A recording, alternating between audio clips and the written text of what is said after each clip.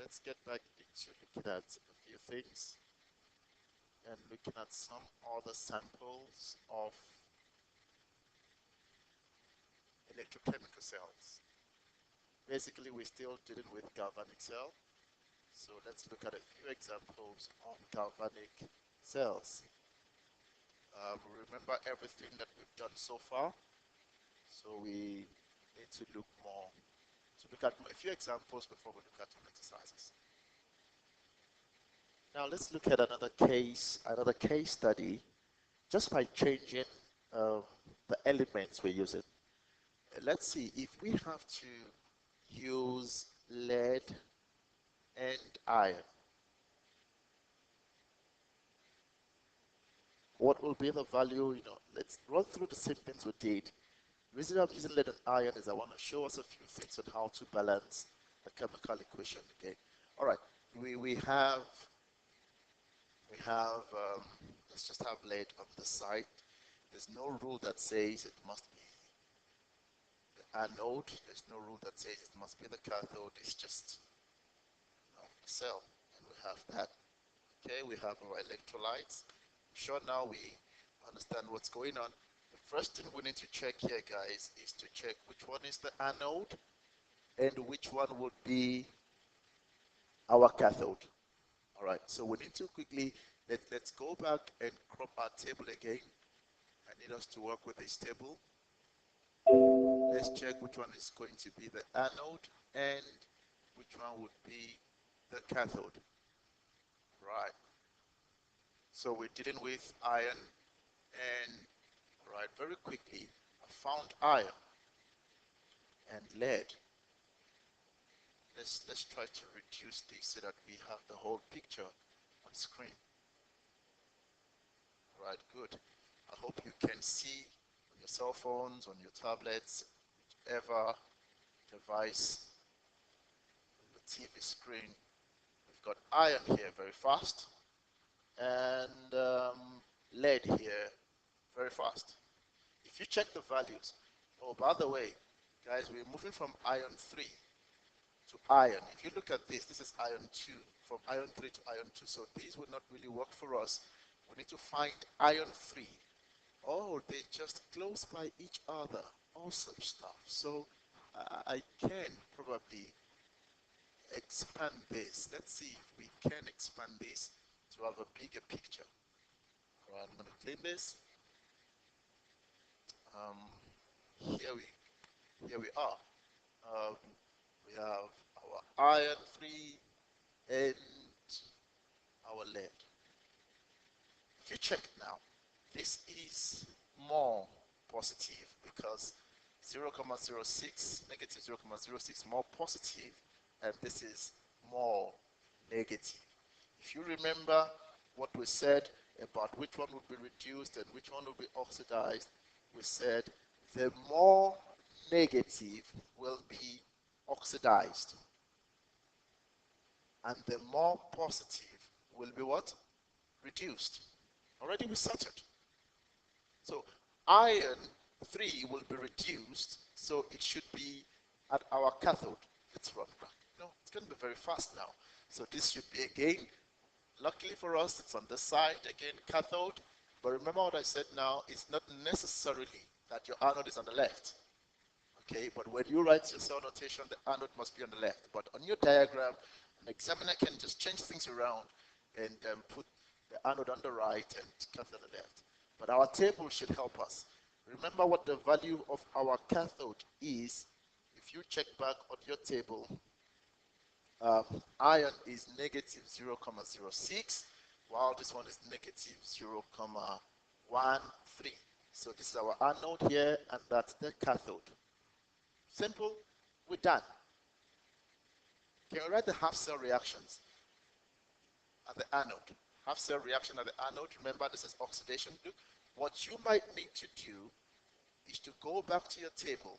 If we can find, let me find a table. Here, we say here, this is the cathode, and that's the anode. If you check this, it's Fe3 plus 3. All you need to do is to copy this and paste it. as your cathode. All right, so we just copy that and paste as our cathode. It's Fe 3 plus 3 electron becoming iron solid. Remember, it's the solid and iron 3 plus. That's why we did not use the 2 plus. I'll show you an example where we would need to use the 2 plus. But in this case, we're dealing with iron 3 and iron. That's why we have this. And on this side, if it's going to be oxidation lead, which is going to be Pb2 plus 2E. And that's what we have. We're done with our half cells. If I want to write my ionic equation now, which is a combination of my both oxidation and reduction, let's do this. It's given me Pb2 plus 2. This example is very, very, very important to us. Right? Fe. Now we need to write the ionic equation, which must be balanced. Ionic equation which must be balanced. To balance this, if you notice here, we need to use a red ink. We have 3 electrons, and then we have 2 electrons. So it's not balanced. Lead is losing 2, while iron is getting 3. For us to simply just balance this, all we need to do is to multiply these by 3, which is the number of electrons from here, and multiply these by 2, which is the number of electrons. We're just interchanging the numbers. I hope you got that. This 3, we use this 3 to multiply this one, and we use this 2 to multiply the other one. If I use 3, I'm going to have 3 Pb. I have 3 Pb2 plus 6. I hope that's fine. Then I use this 2 again. I'm going to have 2 Fe 3 plus 6, and I'm going to have 2 Fe. If you notice now, we have 6 electrons. We have 6 electrons. Everything on the left to the left. 3 Pb, we have solid, plus 2 Fe 3 plus. We have that's an aqueous. I don't need my electrons anymore because they balance now. And I have 2 Fe, which is solid, plus 3 Pb2 plus, which is what? Aqueous. And you are done with your ionic equation. If you check this, oxidation number of this is 0, plus 3 here. Oxidation number of this is 0 and plus 2. Lead is moving from 0 to plus 2, which means an increase in oxidation number, which is what? Oxidation. If you go back again, we have this at our anode. So an examiner can start, by giving you this and requesting you to go back there. This one is from this to this, which is decrease, and that is simple what? Reduction. All right. So the main thing is to get our anode and cathode right.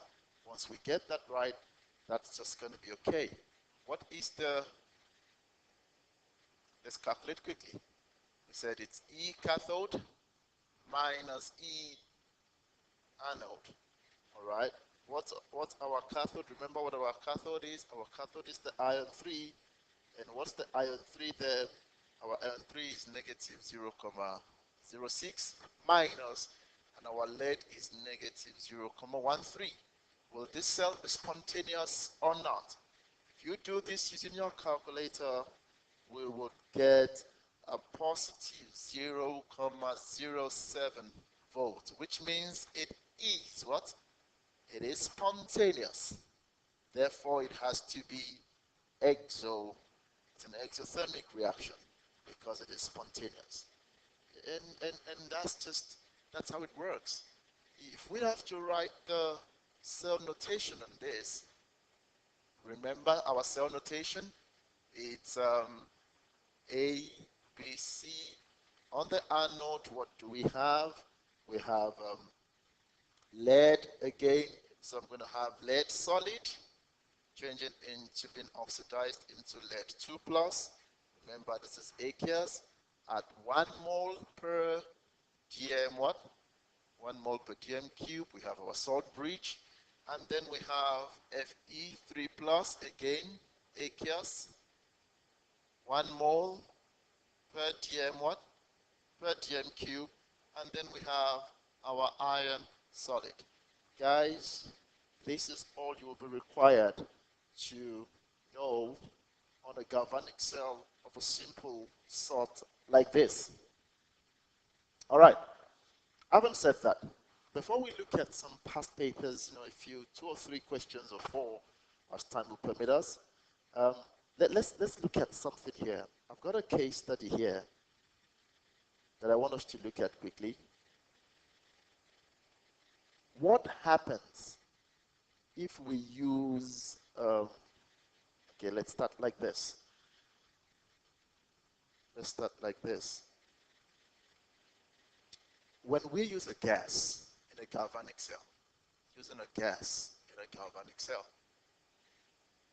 if we use a gas in a galvanic cell, what happens? What are the things that we need to do? Number 1, we use an inert electrode. Remember, our electrode must be um, a metal that can conduct electricity. So the most appropriate one will be to use platinum. PT, that's the symbol for platinum. All right, we use that. I will draw, probably crop a diagram for us now to see what will happen. Let me see if I can get a diagram. All right. Um, I've got a cell here, which I've just cropped now. It's it involves a gas. We said we need an inert electrode, platinum. All right. Let's take a look at this cell quickly. Let's see what the half cells look like. All right. If you look at this, it is magnesium on that side and chlorine gas. Yeah, here comes the gas issue where we need to use. Remember, it must be a solid. So we use platinum because it is inert and it is going to be an electrode that transmits electricity. The question now again will be, what will be our anode and what will serve as our cathode? Again, we need to run back to our table. And let's check our table quickly. I think we've got a table on a page somewhere here. I've got a cleaner one. Should have something cleaner. Okay. Let me find. All right. If we look at this table, it looks very messy. Okay, here's chlorine. Found chlorine. And what do we have? We have magnesium. Okay, let's find where would magnesium be? We just need the values. All right, here we go. Magnesium is negative 2,36. Magnesium is negative 2,36. Did we get that? And chlorine is positive 1, so we've got positive 1,36 for chlorine and magnesium negative 2,36. I need to have those values. Let's have those values so that we can move forward from here.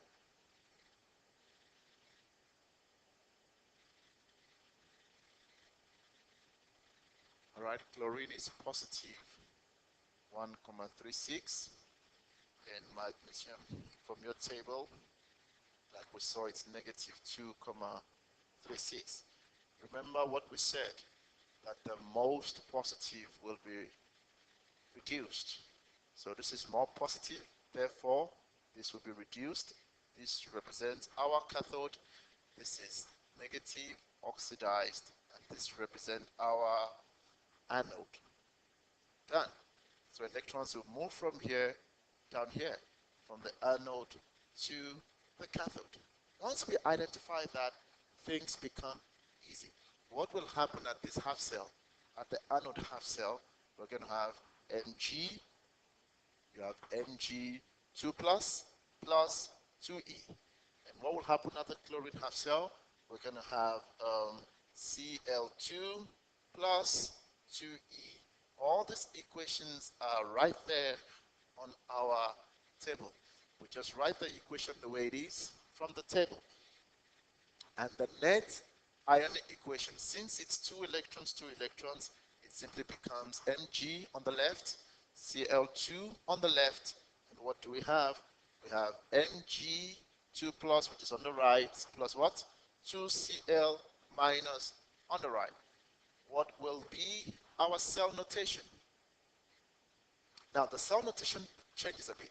Remember, we start from the anode going through the cathode. So on our anode, what do we have? We have Mg solid. We have, sorry about that. Okay. We have Mg solid. But let me just fix this quickly for clarity. Right. Let's fix that. Okay. Now we have Mg solid, Mg2 plus. Remember, this is now our what? Aqueous. 1 mole again per dm what? Per dm cube. We have our salt bridge. This is 1 mole per dm cube. Then what do we have on the side? We have Cl2 gas, chlorine gas, going to chloride ions. So we have Cl2, which is a gas. We have chlorine, and we have, this is aqueous, which is 1 mole again per dm cube. But now there's going to be a small addition here. We have not written our electrode, so we must introduce a platinum electrode here.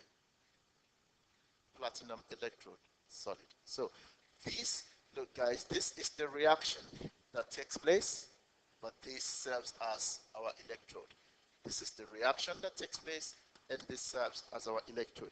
I hope this little change and little addition makes sense. This happens when we use a gas. We introduce an inert electrode, which is platinum. All of the things remain the same. And right in the cell notation, we introduce, so if we had a gas here on the anode as well, which means we would have another platinum on the side. But since this one is just a solid, it's normal, what we're used to so far in our explanations, this is where we introduce the platinum. We have the platinum. But the rule still remains, we start from the anode and we run through to the cathode. I hope this is clear. Okay. I've got another case study just down this page, and I want us to see something about this particular one. It looks almost normal, except for something here that I need us to see. Iodine is a nonmetal which doesn't conduct electricity. So if we have a nonmetal that doesn't conduct electricity, we also introduce another inert electrode, which is basically graphite. And graphite is your carbon. So you don't go looking for graphite in your table. Graphite is simply carbon. All right. Let's look at this. This looks a bit complex, though, because we've got different, compounds and a whole lot of things in the same place. But the first thing, iodine is not a conductor of electricity, so it cannot be used as an electrode. So we have to use a graphite, which is also inert and can conduct electricity. Remember, carbon can behave as both a metal and non-metal. All right. On the right side, you would notice we've got permanganate ions, MnO4 minus, and we've got manganese 2 plus ions. Okay, what is going to really happen here? We need to identify which one of them. And remember, we also need to check which one is the anode and which one is the cathode. All right, so we need to run back to our table quickly. We need to find where the table is, or rather, okay, yeah, let's find where our table is. Go back a bit. Now, I think the table is right. Table's right. Yes, we have our table here. Now, if you look at this table, let me try to make this clean for good visibility. All right. Um, good. If we write the things we have, we've got iodine, we've got that, and we've got manganese ions. All right. Let's see where we have the thing. Oh, yeah, we got one here. Good. We've got this value is 1,51. Okay. Let's see if we can find Mn2 plus.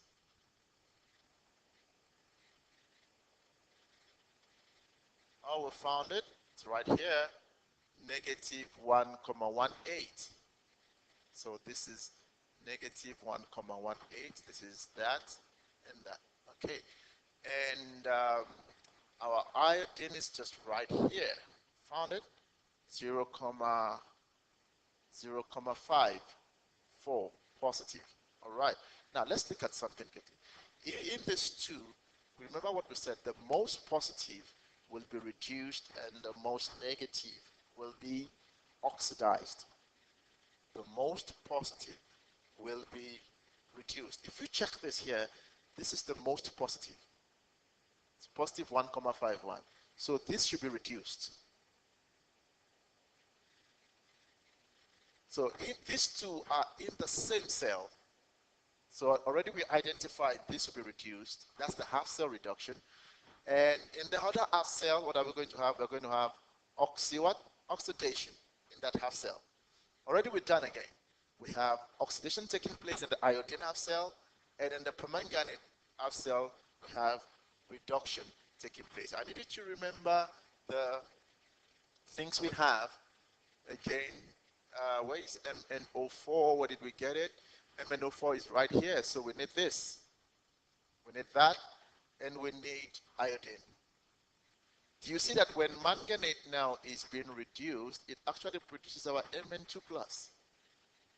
So the examiner wants to confuse you with the Mn2 plus down there, but oops, we got them. We got them right here. Okay, so our MnO4 is reduced while our iodine. Now look, all you need to do when something is reduced, you just need to copy and paste. When it is oxidized, you need to copy, you need to reverse it, and then paste. And that's what we are going to do. I'm sure you have your tables, so we go look for where we are. I think we're down somewhere here. Let's see. Are we there? Yes, got it. So already we said this, our reduction is going to take place right here. Reduction, and here we're going to have what? Oxidation, because this is going to be our cathode, and this is going to be our anode. So what are we going to have here? Cathode, we copy and paste. This is what we have. MnO4 minus plus 8H plus 5. Oh, this is a lot. We need to balance this as well. 5E to give us what? Mn2 plus 4H2O. What about the anode? Let's see quickly. It's 2I. Remember, we copy, we reverse it, and then we paste it. Plus 2E. Ionic equation, the net. Remember, these must be balanced. So what do we need to do? We need to multiply this by 2 and multiply this by 5. My 2 is coming from here and my 5 there. So if I say 2 times that, I'm going to have 2MnO4 4 minus. I'm going to do this all together at once. And I have 2 here multiplied by 8 should give me 8, sorry, should give me 16. I have 16 hydrogen A on there. All right, this is aqueous, and this is also aqueous. I'm done on the left there. Can I come here to do the left of this? So which is going to give me 10 that iodine ion, also what? Aqueous. And what will that give me on the right side? I come again to my right side. I have 2Mn2 plus, which is aqueous. I have 8H2O, which is what? Liquid. Plus, remember the right here as well, 5 hydrogen ion. And remember hydrogen, iodine, right? Iodine, and that is solid.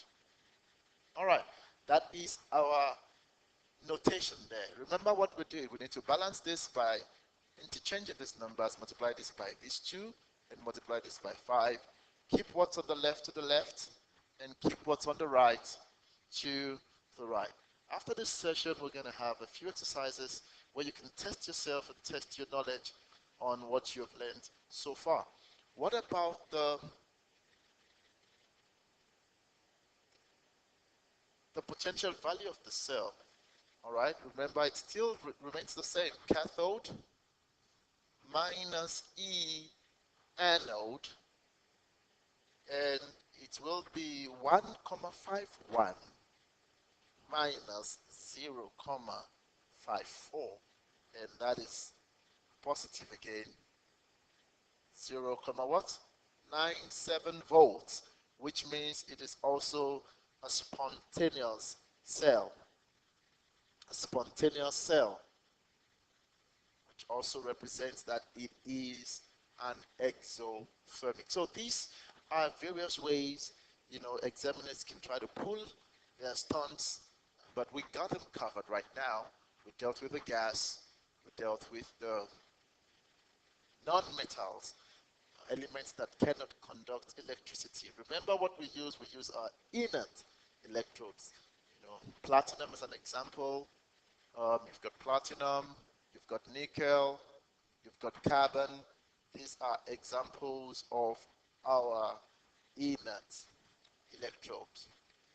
All right, finally for this session is to just mention what you call the standard electrode potential.